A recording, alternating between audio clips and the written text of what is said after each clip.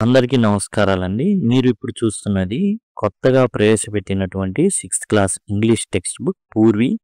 ఇందులో ప్రతి పాఠ్యాంశం కూడా కవర్ చేయబడిందండి. సింపుల్‌గా మీరు ఈజీగా వీటన్నిటిని కూడా యాక్సెస్ చేయొచ్చు. మీరు గనక మొబైల్‌లో చూస్తున్నట్లయితే ఐ కార్డ్స్ మీకు ఇక్కడ ఈ మూలన మీకు వస్తూ ఉంటాయండి. మీకు అదిగోండి ఈ మూలన ఏదైతే ఐ కార్డ్స్ ఇలా వస్తూ ఉంటాయి అక్కడి నుంచి యాక్సెస్ చేయొచ్చు. ఎండ్ స్క్రీన్స్ ఉంటాయి. చివర్లో లాస్ట్‌లో ఈ విధంగా పెట్టెల్లాగా వస్తుంటాయి. వాటి నుంచి యాక్సెస్ చేయొచ్చు. లేదా సింపుల్‌గా మీరు లింక్ అని గనక కామెంట్ సెక్షన్‌లో గనక అడిగినట్లయితే నేను ఖచ్చితంగా పూర్వీకి సంబంధించినటువంటి మొత్తం పాఠ్యాంశంలో ఉన్నటువంటి ప్లేలిస్ట్‌ని మీకు ఇవ్వడం అయితే జరుగుతుంది. ఇప్పుడు మనం వచ్చేసి పూర్వీ టెక్స్ట్ బుక్‌లో first unit fables and folk tales. Fables అంటే కట్టుకథలండి. ఎవరో కట్టినవి. ఫోక్ టేల్స్ అంటే జానపద కథలు. జరిగి ఉండొచ్చు, జరగకపోయి ఉండొచ్చు. జనపదాల్లో మాత్రం పేరు మోగుతా ఉంటుందది. ఆ కథలనేవి వస్తా ఉంటాయి. అంటే నాయనమ్మో, అమ్మమ్మో కథలు చెప్తారు. ఆ కథలు అట్లా జనరేషన్స్ అట్లా వస్తూ ఉంటాయి. వాటిని ఫోక్ టేల్స్ అంటారు. ఇక మనం వచ్చేసి ఇప్పుడు మొట్టమొదటి పాఠ్యాంశం యొక్క సమరీని మనం చూస్తున్నాం. ఇదిగోండి పూర్వీ టెక్స్ట్ బుక్‌లోని మొట్టమొదటి పాఠ్యాంశం ఫేబుల్స్ అండ్ ఫోక్ టేల్స్‌లో 'బాటిల్ ఆఫ్ డ్యూ' అనేది మనం చూస్తున్నాం. 'బాటిల్ ఆఫ్ డ్యూ' యొక్క సమ్మరీ అనేది మనం చూస్తున్నామండి. 'బాటిల్ ఆఫ్ డ్యూ' అంటే ఏంటి? అంటే మంచు బిందువులతో కూడినటువంటి సీసా.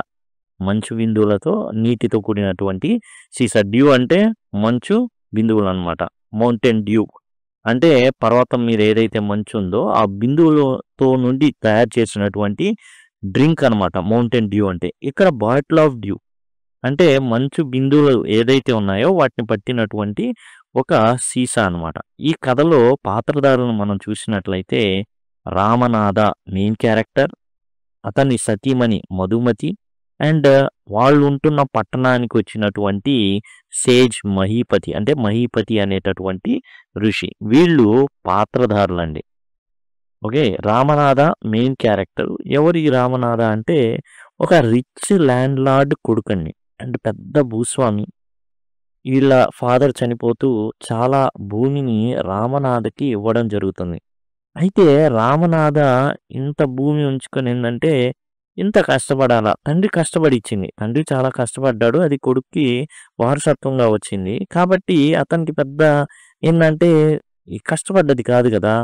కాబట్టి పెద్ద దీన్నంటే విలువ లేదు. తానికి ఒక ఆలోచనొచ్చింది. రామనాథకి ఒక ఆలోచనొచ్చింది. ఆ ఆలోచన ఏందంటే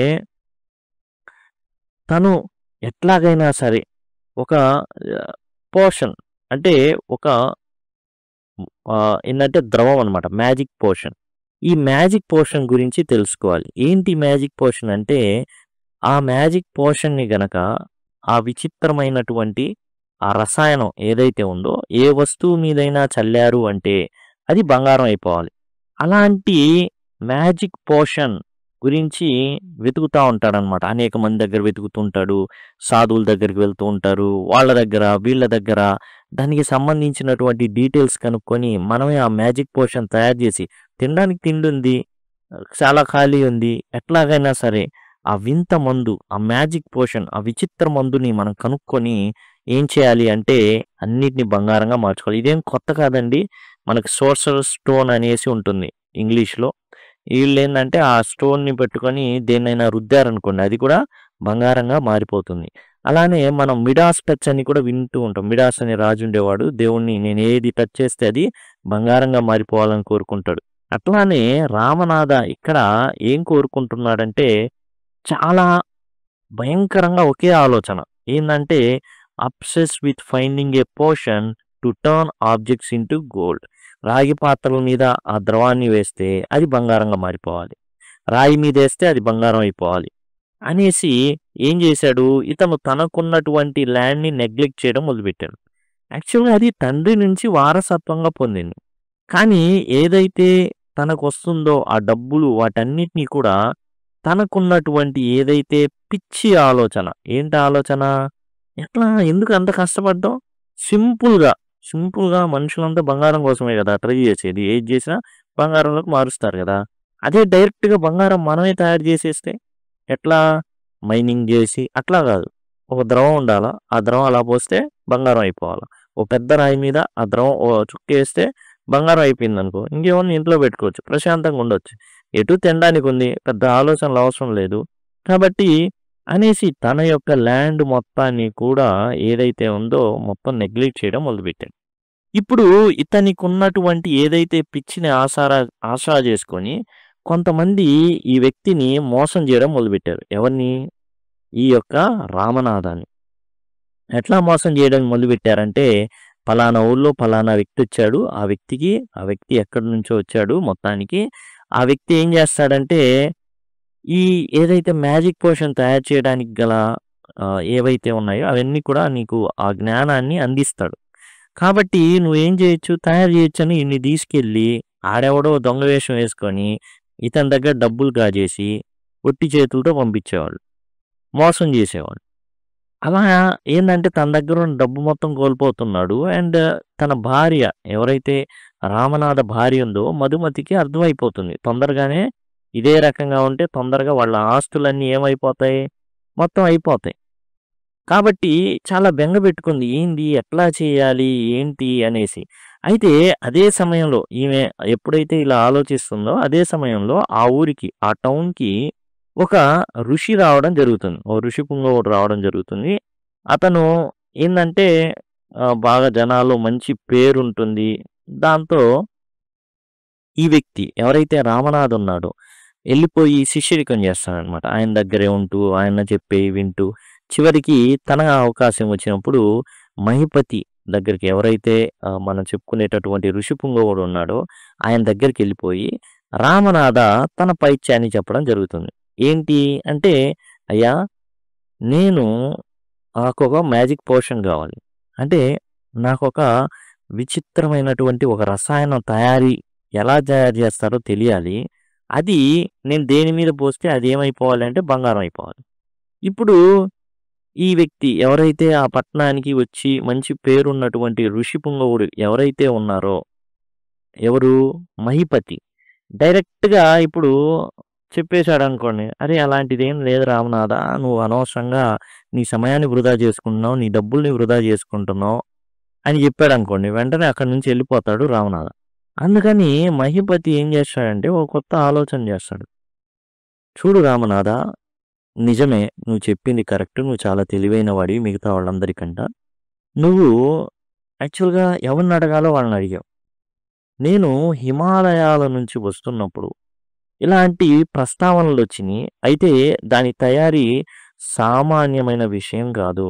అది చిన్న చిన్న వాళ్ళకి సాధ్యమయ్యే పని కాదు.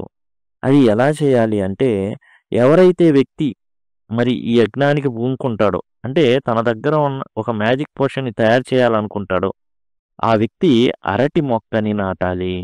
ఆ అరటి మొక్క ఎదుగుతున్న క్రమంలో చలికాలాలొస్తాయి. అప్పుడు మంచు దాని మీద పడుతుంది. అయితే ఎవరైతే ఈ యజ్ఞానికి పూనుకుంటారో, ఈ పనికి పూనుకుంటారో, ఎవరి చేతిలో అయితే ఆ ద్రవం ఉండాలని కోరుకుంటారో, వాళ్ళు స్వయంగా వాళ్ళ చేతులతోనే అరటి మొక్క నాటాలి. చలికాలంలో దాని మీద పడే మంచు బిందువుల్ని చాలా శ్రద్ధగా వాటిని సేకరించాలి. సేకరించిన తర్వాత ఎంత అవ్వాలంటే 5 లీటర్లు అవ్వాలి. 5 లీటర్లు గనక అయితే నువ్వు నా దగ్గర తీసుకువస్తే ఒక మంత్రం ఉంది. నాకు తెలిసిన మంత్రం. దాన్ని జపిస్తా. ఇది సామాన్యమైన విషయం కాదంటే, రామనాథ నేను చేస్తా అని పూనుకుంటాడనమాట. సరే రామనాథ, ఓకే. నువ్వెళ్ళి చేసుకొని రా అంటే, అయ్యా మరి ఉండేది చలికాలం అనేది కొంత సమయమే. అంటే కొన్ని నెలలు మాత్రమే ఉంటుంది. మంచు పడే సమయం ఇంకా తక్కువగా ఉంటుంది. మరి ఆ బిందువును సేకరిస్తే 10 ఎంఎల్లో, 20 ఎంఎల్లో వచ్చిద్దయ్యా. 5 లీటర్లు అవ్వాలంటే నా జీతం సరిపోదంటే, ఏం పర్వాలేదు. నీకెన్ని మొక్కలు కావాలంటే అన్ని మొక్కలు నాటుకోవచ్చు. ఎన్ని కావాలంటే అన్ని నాటుకోవచ్చు. అయితే రూల్ ఏందంటే స్వయంగా నీ చేతులతో నాటాలి. స్వయంగా నీ చేతులతో నీళ్లు పొయ్యాలి. నువ్వే ఆ యొక్క బిందువుల్ని సేకరించాలి. ఏదో పనోడిని పెట్టేసి నేను సేకరిస్తాను అంటే కుదరదు. నువ్వే చేయాలి. నువ్వే ఆ బిందువుల్ని ఆ యొక్క బాటిల్‌లో పట్టుకొని సేకరించుకోవాలి. 5 లీటర్లు చేయాలి. నువ్వు నా దగ్గరికి రావాలి. అయితే మరి చాలా చెట్లు కావాలి కాబట్టి వెంటనే ఎళ్ళిపోయి చాలా పెద్ద పొలం తీసేసుకొని ఆయన దగ్గర ఉన్న వాటిలో దాంట్లో వరుసలుగా చాలా వరుసలు ఈ విధంగా ఏం చేశాడంటే అరటి మొక్కల్ని నాటడం మొదలుపెట్టాడు. చలికాలం వచ్చింది. వాటి నుంచి ఏందంటే చలికాలం దగ్గరలో ఉందనమాట. అందుకే ట్రిక్ ఏశారు మహిపతి గారు. ఇప్పుడు వాటి నుంచి మంచు బిందువుల్ని సేకరించడం మొదలుపెట్టాడు. అయితే ఇతని టార్గెట్ అంతా మంచు బిందువుల మీదే ఉంది. అతని భార్య టార్గెట్, మధుమతి టార్గెట్ అంతా కూడా వచ్చినటువంటి అరటికాయల మీద ఉంది. ఇతను ఏ ఫలితం ఆశించకుండా తన పని విపరీతమైన వేగంతో మొక్కలు నాటుకుంటా వెళ్ళిపోతున్నాడు. వాటి నుంచి సేకరిస్తున్నాడు. మధుమతి ఏమో ఆ అరటికాయలన్నిటిని గెలని కోసి మార్కెట్‌లో అమ్మి దాన్ని బంగారంగా మారుస్తూ వచ్చిందనమాట. ఆఫ్టర్ 6 ఇయర్స్ 5 ఏళ్ళు అయిపోయింది. ఆరో ఏడు చివరండిక. ఇక 6 ఏళ్ళు అయిపోయింది. దరిదాపులు చివరికొచ్చాడు. ఆరో ఏడాది చివరికి. Ramanatha realises the portion was అయితే 5 లీటర్లయింది. 5 లీటర్లయిన తర్వాత మహిపతి ఋషి దగ్గరికి తీసుకువెళ్ళాడు ఇతను. తీసుకెళ్ళి, అయ్యా మీరు చెప్పినట్టే చేశాను. అదిగోండి ఈ ద్రవం. ఈ ద్రవాన్ని మీరు జపించి ఏం చేస్తారు అంటే దీన్ని మ్యాజిక్ పోషన్‌గా మారిస్తే నా పని ఒకటే చిమ్ముకుంటా వెళ్తా. బంగారం అంతా ఇంట్లో పెట్టుకుంటా. సరే అని మహిపతి ఏం చేశాడంటే ఆయన ఋషివర్యులు దాని మీద కొన్ని జప మంత్రాలు చదివి ఏదో చల్లుతున్నట్టు చల్లాడు. అదిగో అని ఇచ్చాడు. ఇతను ఏం చేశాడు, ఇంటికెళ్ళి రాగి పాత్రల మీద జల్లాడు. అక్కడే ఉన్న రాగి పాత్ర మీద జల్లి బంగారం అవుతుంది అనుకున్నాడు. బంగారమా పాడా ఏం అవ్వలా. రాగి పాత్రలాగే ఉన్నాయి. దాని మీద దుమ్ము కూడా కదల్లా. ఇతను నువ్వు నన్ను మోసం చేసావు మహిపతి, నువ్వు నన్ను మోసం చేసావు అందరిలాగా అని అన్నాడు. లేదు నేను మోసం చేయలేదు. నీ భార్య అయిన మధుమతిని పిలువు అన్నాడు. సరే అని రామనాథ ఏం చేశాడంటే తన భార్యని పిలిస్తే ఆమె ఓ పెద్ద పెట్టె తెస్తుంది. ఓపెన్ చేయంగానే అన్ని బంగారు నాణేలు ఉంటాయి. చూసావా నేను చెప్పింది నిజమైందా లేదా? నువ్వు వచ్చినప్పుడు ఆ మ్యాజిక్ పోర్షన్ నీ చెమట అని నేను చెప్పాను అనుకో, నువ్వేం చేసేవాడివి? పోరా బాబు అని చెప్పేవాడు. కానీ మనిషి చెమట చిందించకుండా గొప్పవాడు కాలేడు. చెమట చిందించాల్సిందే. అదే మ్యాజిక్ పోర్షన్. కష్టపడాల్సిందే. మరి అతను తన కాయ కష్టంతో బతకాల్సిందే. అట్లానే గొప్పవాళ్ళు అవుతారు. ఆ విషయం నేను చెప్తే నువ్వేం చేసేవాడివి? అబ్బో చెప్పుకొచ్చావులే అని పడేసి వెళ్ళిపోయేవాడు. కానీ ఇప్పుడు నువ్వు పండించుకున్నావు. నీ సంపాదన నువ్వు సంపాదించుకున్నావు. నీ సంపాదన విలువ, నీ డబ్బు విలువ అన్నీ నీకు తెలిసొచ్చినాయి. కాబట్టి కష్టపడి పని చేయి రామనాథ అని మహిపతి చెప్పడం జరిగింది.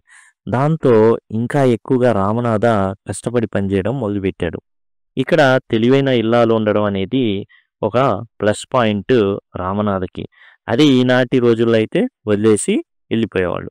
కాబట్టి ఇక్కడ చాలా సిచ్యువేషన్స్ అనేవి రామనాథకి పనిచేసినాయి. అవి ఏంటంటే ఎంతోమంది మోసం చేశారు. మహిపతి అనేటటువంటి ఋషి జ్ఞానం ఏదైతే తాను ఉందో తనకి, దాన్ని ఏం చేశాడంటే ఎట్లా ఇలాంటి వ్యక్తిని మార్చాలి అని పనిగా ఆలోచన చేసి చెప్పడంతో ఇతను టోటల్గా ఏంటంటే పరిస్థితులు మారిపోయినాయి అనమాట. ఇది ఏ బాటిల్ ఆఫ్ డ్యూ.